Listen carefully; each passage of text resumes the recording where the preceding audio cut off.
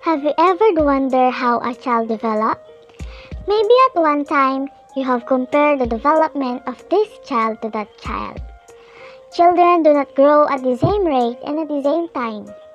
They grow in different ways and in different times. So for today's video, I'll discuss to you about typical and atypical development. But before that, let me give you first the meaning of each term, the typical, atypical, and development.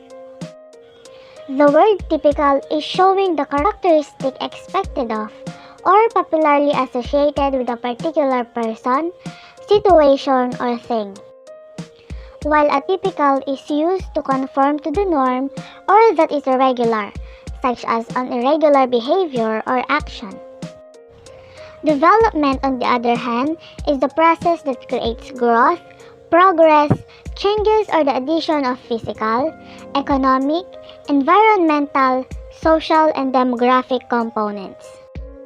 So now, let's move on to our main agenda wherein I'll discuss to you on what is typical and atypical development all about. Typical development is the normal progression that children will grow by acquiring knowledge, skills, and behavior at a certain time frame. This type of development is the so-called normal development or normal progression. Typical children are the ones who develops usually to unknown and predictable ways. So for example, when a child is on his 5th week, he should generally begin to realize more about the world around them and become more alert during the day. On his 6th month, he should finally start eating solid foods and must begin to learn how to chew a food. They must also begin to crawl. As he gets into his 7th month, you must hear from him his little babble and start to communicate with you. So those are the sample on how typical children develops. So let us now proceed to atypical development. Atypical development is the opposite of the typical development.